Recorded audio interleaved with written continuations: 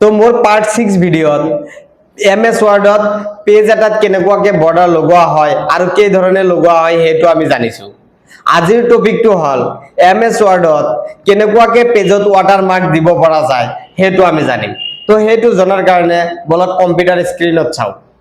Page watermark দিবলৈ হলে প্ৰথমতে আমি MS Word টো ওপেন কৰি লব লাগিব। তাৰ পিছত ইয়াত মেনু বাৰৰ পৰা পেজ লেআউট মেনুত ক্লিক কৰিব লাগিব। তাৰ পিছত ৱাটাৰমাৰ্কত ক্লিক কৰিব লাগিব।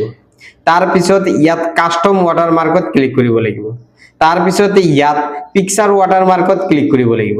তাৰ পিছত সিলেক্ট পিকচাৰত ক্লিক কৰি দি ইয়াৰ পৰা যিকোনো এটা পিকচাৰ সিলেক্ট কৰি ইনসাৰ্ট কৰি দিলে আৰু ইয়াত ওকে কৰি দিলে পিকচাৰে দি ৱাটাৰমাৰ্কটো হৈ যাব। আৰু যদি পেজটো টেক্সেদি ৱাটাৰমাৰ্ক দিব খোজে তেতিয়া হলে ৱাটাৰমাৰ্কত আকৌ ক্লিক কৰিব লাগিব। তাৰ পিছত কাস্টম ৱাটাৰমাৰ্কত ক্লিক কৰিব লাগিব। তাৰ পিছত টেক্সট ৱাটাৰমাৰ্কত ক্লিক কৰিব লাগিব। তাৰ পিছত টেক্সট অপচনত আপুনি যিকোনো টেক্সট লিখি দিব লাগিব যেটো টেক্সেদি আপুনি ৱাটাৰমাৰ্ক দিব খোজে। তাৰ পিছত ইয়াত ফন্ট ষ্টাইলটো দিয়া আছে ইয়াৰ পৰা আপুনি সিলেক্ট কৰি লব পাৰিব। তাৰ পিছত ইয়াত ফন্ট সাইজটো দিয়া আছে আপুনি কি সাইজৰ টেক্সট ৱাটাৰমাৰ্ক ৰাখিব খোজে ইয়াৰ পৰা সিলেক্ট কৰি লব লাগিব।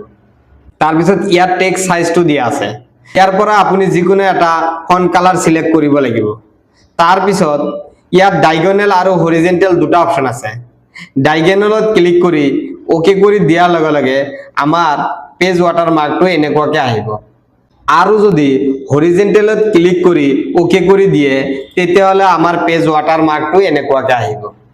তো এনেকুৱা ধৰণৰ ইনফৰমেটিভ ভিডিঅ' পোৱাৰ কাৰণে আৰু মোৰ লগত কম্পিউটাৰ শিকিবলৈ হলে মোৰ চেনেলটো সাবস্ক্ৰাইব কৰি দিব।